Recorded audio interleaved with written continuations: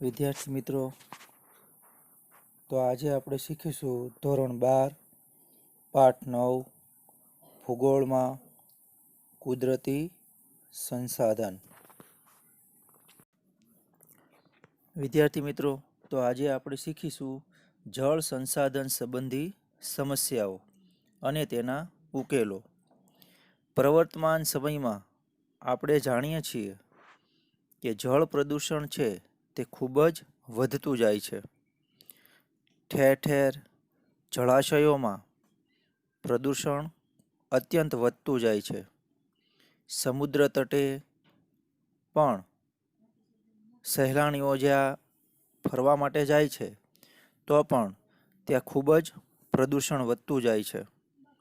કચરો તેમજ ઉદ્યોગોમાં નિકાલ પેટે જે ખરાબ પાણી, કેમિકલવાળું પાણી,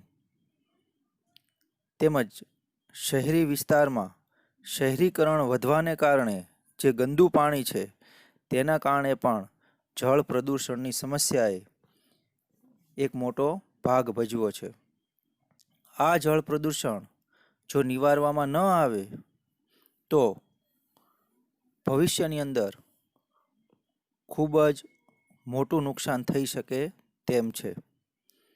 આ માત્ર આપણા દેશ પૂરતી નહીં પરંતુ વૈશ્વિક સમસ્યા છે. તો હવે તે આપણે જોઈએ. ફોટામાં દર્શાવ્યા પ્રમાણે 9.1માં ગંદા પાણીનો જળાશયમાં નિકાલ કરવામાં આવે છે. 9.2માં જે ચિત્ર દર્શાવ્યું છે ત્યાં તમે જોઈ શકો છો કે સમુદ્ર તટે કચરો છે તે એકઠો થયેલો જોવા મળે છે. તો આમ જળાશયો છે તે હવે ખૂબ જ ગંદા થતા હોય અને ત્યાં પ્રદૂષણનું પ્રમાણ ખૂબ વધતું હોય તેવું જોવા મળે છે. હવે પૃષ્ઠિજળ અને ભૂમિગત જળનું પ્રદૂષણ એ વૈશ્વિક સમસ્યા છે. પૃષ્ઠિજળ એટલે કે સપાટી પરનું જળ, એ આપણે અગાઉના વિડીયોમાં શીખી ગયા કે વરસાદનું પાણી ઝરણા અને નદીઓ સ્વરૂપે સપાટી પર વહે છે.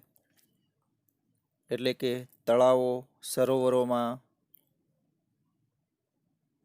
જે જળ છે તે પૃષ્ઠિજળ છે.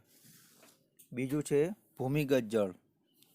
તો અહીંયા નદી, સરોવર, સમુદ્રો વગેરે જળ સ્વરૂપોમાંથી પણ પાણીનો કેટલોક ભાગ ધીરે ધીરે ખડકોના તિરાડો, ફાટો, છિદ્રાળુ, સાંધાના સ્તરોમાં એકત્રિત થાય છે. તો તે ભૂમિગત જળ છે. તો આ પૃષ્ઠિજળ અને ભૂમિગત જળનું પ્રદૂષણ એ વૈશ્વિક સમસ્યા છે, આખા વિશ્વની સમસ્યા છે. વધુ પાક મેળવવા માટે જંતુનાશક દવાઓનો બહોળો ઉપયોગ થાય છે. આજે જો જંતુનાશક દવાઓનો ઉપયોગ કરવામાં ન આવે તો ખેતરની અંદર ખેડૂતો દ્વારા જે પાક લેવાય છે તેમાં ઉત્પાદન ઓછું આવે છે અને આ ઉત્પાદન ઓછું આવવાથી ખેડૂતને નુકસાન જઈ શકે છે. તેથી વધુ પાક મેળવવા માટે કીટનાશક, જંતુનાશક દવાઓનો બહોળો ઉપયોગ થાય છે.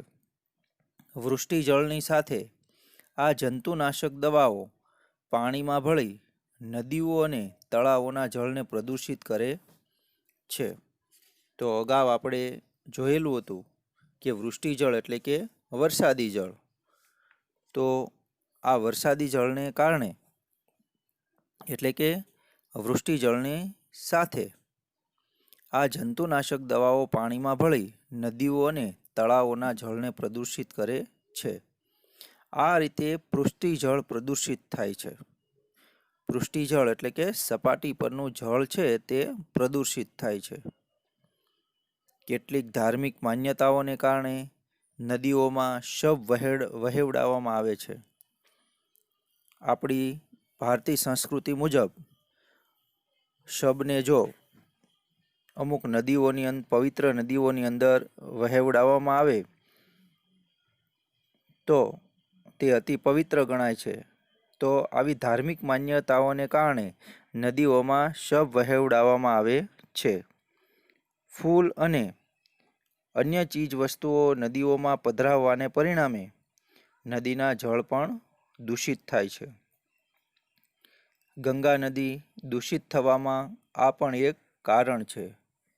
ભારતની સૌથી પવિત્ર એવી ગણાતી ગંગા નદીમાં હજારો શ્રદ્ધાળુઓ જાય છે અને તે ફૂલ અને અન્ય વસ્તુઓની પધરામણી કરતા હોય છે, જેને હિસાબે નદીના જળ દૂષિત થયેલું જોવા મળે છે. ગંગા નદી દૂષિત થવામાં આ પણ એક કારણ છે.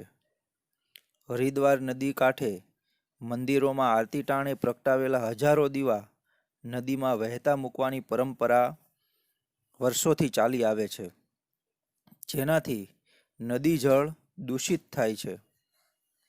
મોટા ભાગના શહેરો છે તે નદી કાંઠે તેનો વિકાસ થયેલો છે. આથી શહેરનું ગંદુ પાણી તેમજ ઉદ્યોગો દ્વારા નદીઓમાં છોડવામાં આવતા પાણી દ્વારા નદી દૂષિત થાય છે. શહેરીકરણ વધવાને કારણે, ગામડાની વસ્તી શહેરોમાં આવવાને કારણે, ઉદ્યોગોનો વિકાસ થવાને કારણે ગંદા પાણીનું પ્રમાણ છે તે વધુ પ્રમાણમાં જોવા મળે છે. આ દૂષિત થયેલું પાણી છે તે ભૂમિને પણ એટલે કે જમીનને પણ બગાડનારું પરિબળ છે. ભૂમિગત જળનો વધુ પડતો ઉપયોગ કરવાથી તેના સ્તર નીચા ગયા છે.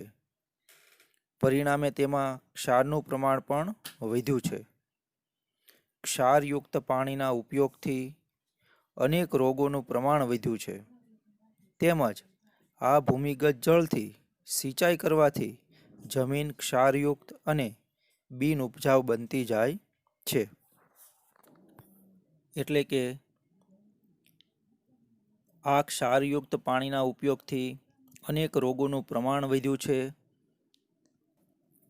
અને ખરાબ થયેલા ભૂમિગત જળથી સિંચાઈ કરવાથી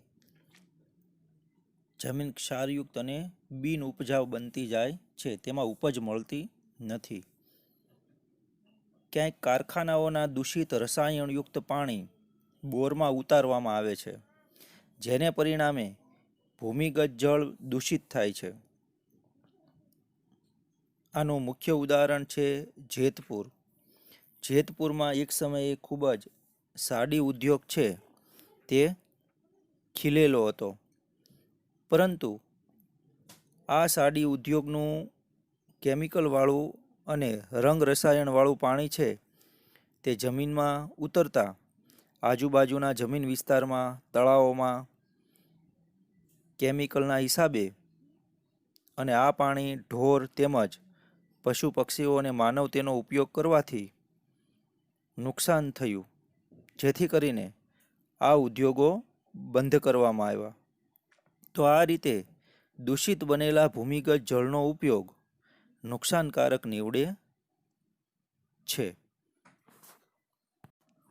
તો આ દિશામાં જળ સંસાધન સંબંધી સમસ્યાઓના ઉકેલમાં દરેક વ્યક્તિની ફરજ તેમજ સરકાર પણ આ દિશાની અંદર તેમજ વૈશ્વિક સ્તરે પણ કાર્ય થઈ રહેલું છે. તો જળ સંસાધનના સંબંધી જે કાંઈ પ્રશ્નો છે, સમસ્યાઓ છે, તેનો હવે આપણે ઉકેલનો અભ્યાસ કરીશું. જળ સંસાધન એટલે કે જળ સંપત્તિ સંબંધી સમસ્યાઓના ગંભીર પરિણામો આવ્યા છે. આ સમસ્યાઓના ઉકેલ આ મુજબ સૂચવી શકાય. સજીવ ખેતીને પ્રોત્સાહન આપી ક્રમશઃ જંતુનાશક દવાઓનો ઉપયોગ સદંતર બંધ કરવો. જંતુનાશક તરીકે હાનિકારક રસાયણોને સ્થાને કુદરતમાંથી મળી આવતા બિનહાનિકારક પદાર્થો અને જૈવિક એટલે કે કુદરતી કીટનાશકોનો ઉપયોગ કરવો જોઈએ. અહીંયા આપણને શબ્દ આપવામાં આવેલો છે કે સજીવ ખેતીને પ્રોત્સાહન આપી ક્રમશઃ જંતુનાશક દવાઓનો ઉપયોગ સદંતર બંધ કરવો. તો સજીવ ખેતી એટલે શું? તો સજીવ ખેતી એટલે જે પ્રમાણે રાસાયણિક ખાતર અને કીટનાશકોનો વપરાશ થઈ રહ્યો હતો તેનાથી રસાયણોની નુકસાનકારક અસરો પણ ધીમે ધીમે વર્તાવા લાગી છે. અનાજ, શાકભાજી તથા ફળોમાં રસાયણો અને જંતુનાશકોની હાજરીને લીધે લોકોના સ્વાસ્થ્ય પર તેની વિપરીત અસર થઈ. પર્યાવરણ પર પણ ભારે નુકસાન થયું. જમીનની ઉત્પાદકતા અને ફળદ્રુપતા ઘટવા લાગ્યા, જેના કારણે લાંબા સમય પછી આ જમીનમાંથી પાકનું ઉત્પાદન અને ગુણવત્તા બંને ઘટી ગયા. તો સજીવ ખેતી એટલે ખેતીની એવી પદ્ધતિ જેમાં યુરિયા કે બીજા કોઈ પણ પ્રકારના રાસાયણિક ખાતરો અને જંતુનાશકોનો ઉપયોગ કરવામાં આવતો નથી. પાકના પોષણ માટે છાણિયું ખાતર, અળસિયાનું ખાતર, કમ્પોસ્ટ ખાતર વગેરે તથા પાક સંરક્ષણ માટે ગૌમૂત્ર, લીમડાનું દ્રાવણ, છાશ વગેરે વાપરવા જોઈએ. સજીવ ખેતી એટલે જૈવિક ખેતી, કુદરતી ખેતીની પેદાશો પોષણયુક્ત હોય છે. એમાં કુદરતી સ્વાદ, મીઠાશ અને સોડમ હોય છે, એટલે કે સુગંધ હોય છે. તો આમ કુદરતમાંથી મળી આવતા બિનહાનિકારક પદાર્થો અને જૈવિક કીટનાશકોનો ઉપયોગ કરવો જોઈએ. ભારતમાં નદીઓને માતા માનવામાં આવે છે. આવી સમજ કેળવી નદી પ્રદૂષણ ન થાય એ રીતે નવી પરંપરાની શરૂઆત કરવી જોઈએ. આપણે જે વ્યક્તિઓ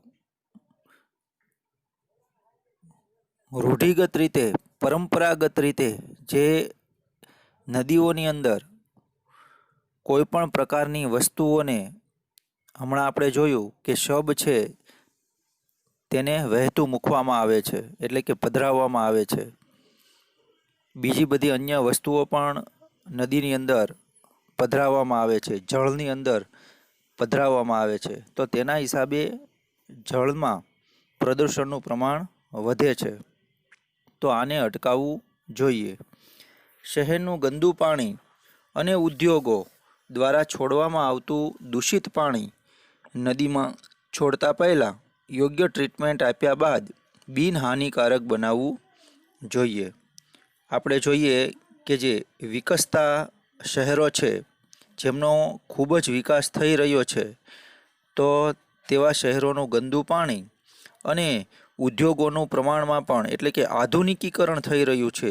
દિવસે દિવસે ઉદ્યોગો છે તે ખૂબ જ વધવા લાગ્યા છે. તો આવા ઉદ્યોગો દ્વારા છોડવામાં આવતું દૂષિત પાણી નદીમાં છોડતા પહેલાં યોગ્ય ટ્રીટમેન્ટ આપ્યા બાદ બિનહાનિકારક બનાવવું જોઈએ.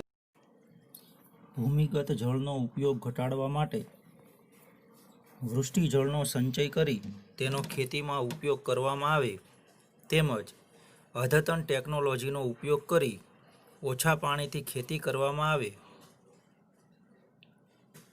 તો જળ સંસાધનની સમસ્યા ઉકેલી શકાય છે.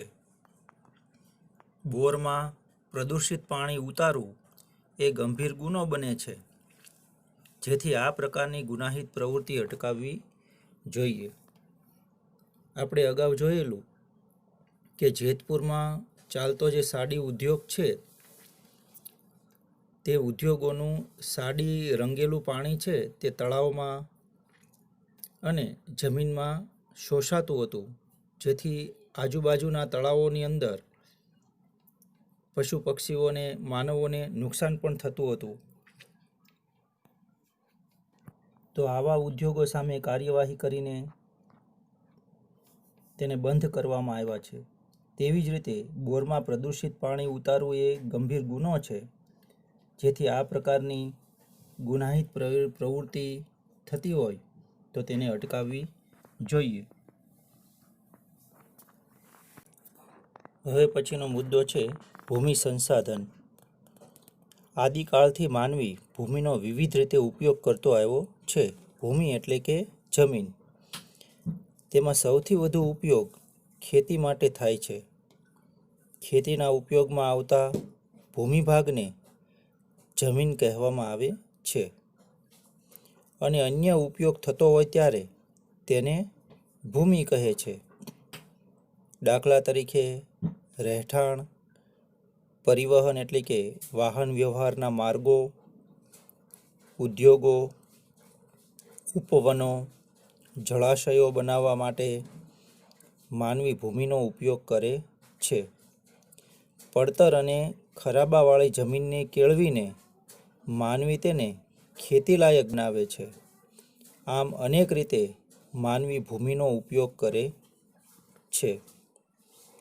તો માનવી જ્યારે અનેક રીતે ભૂમિનો ઉપયોગ કરતો હોય તો ભૂમિ સંપત્તિ છે તેને પ્રદૂષિત થતી અટકાવવી જોઈએ. તેમજ ભૂમિનું સંરક્ષણ કરવું જોઈએ. સંરક્ષણ એટલે જાળવણી. હવે પછીનો મુદ્દો છે ખેતી. ભૂમિનો ખેતી માટે ઉપયોગ માનવી પ્રાચીન કાળથી કરતો આવ્યો છે. ખેતીની શરૂઆતની સાથે માનવીનું સ્થાયી જીવન શરૂ થયું. પ્રાચીન કાળમાં માનવી ભટકતું જીવન જીવતો હતો. ધીમે ધીમે ખેતીની શરૂઆત થઈ અને માનવીએ પોતાના સ્થાયી જીવનની શરૂઆત કરી.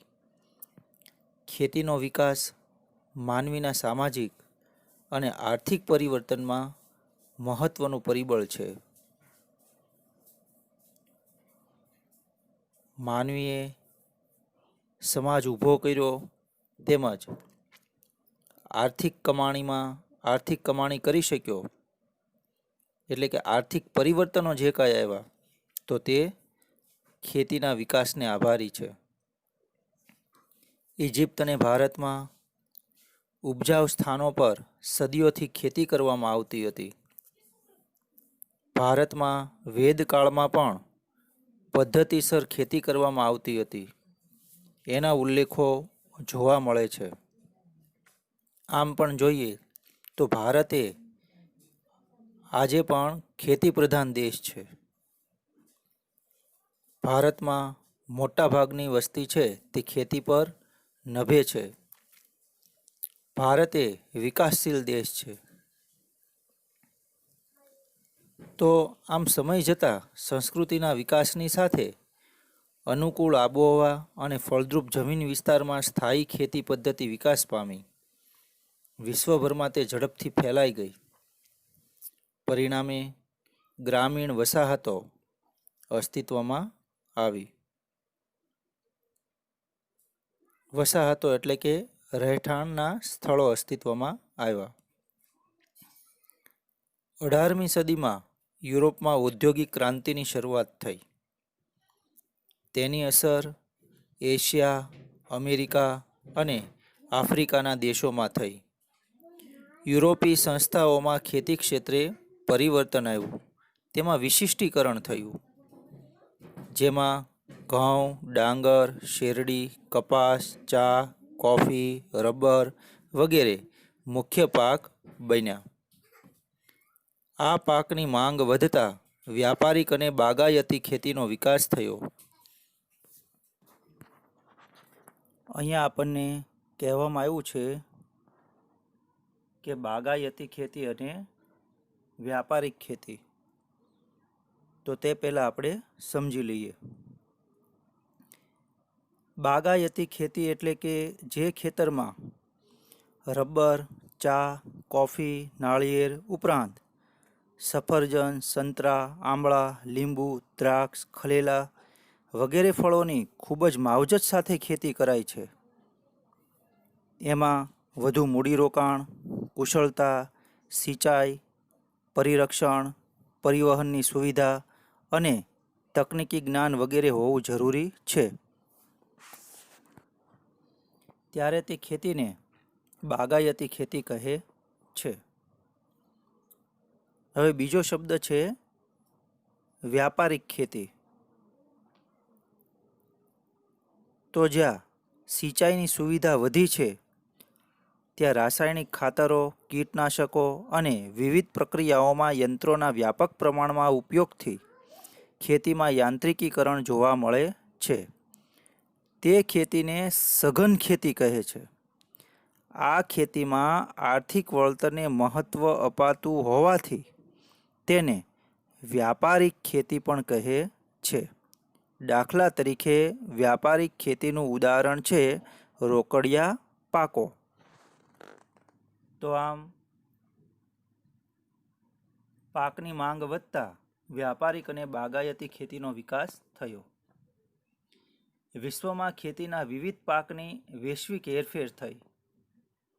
વૈશ્વિક હેરફેર એટલે એક દેશમાંથી અન્ય દેશમાં, એટલે કે વિશ્વના દેશો છે તે એકબીજા વિવિધ પાકની હેરફેર કરવા લાગ્યા, એટલે કે વૈશ્વિક હેરફેર થઈ. મકાઈ મધ્ય અમેરિકામાંથી વિશ્વના વધુ દેશોમાં ફેલાય. બટાટા એન્ડીઝથી યુરોપીય દેશોમાં ગયા. પોર્ટુગીઝો તમાકુ ભારતમાં લઈ આવ્યા. તો આજના ટેકનોલોજીના યુગમાં ખેતીમાં આમૂલ પરિવર્તન આવ્યું છે. એટલે કે વિશ્વમાં અમુક દેશોમાં જે આપણા દેશની અંદર કદાચ ખેતીનું બીજ અપ્રાપ્ય હતું તો તે આજે જોવા મળે છે. તેનું મુખ્ય કારણ પાકની વૈશ્વિક હેરફેર. આધુનિક ખેતીમાં ટપક સિંચાઈ પદ્ધતિ, ફુવારા પદ્ધતિ, માઇક્રો ઇરિગેશન, સજીવ ખેતી પદ્ધતિથી ખેતી કરવામાં આવે છે. સજીવ ખેતી એટલે કે કુદરતી ખેતી. સામાન્ય રીતે ઋતુ પ્રમાણે ખેતી કરવામાં આવે છે, પરંતુ ગ્રીન હાઉસ ઊભા કરી તેમાં અનુકૂળ વાતાવરણ સર્જી પાક લેવામાં આવે છે. પ્રાચીન કાળથી કૃષિ ભારતના મોટા ભાગના લોકોની આર્થિક પ્રવૃત્તિ રહી છે.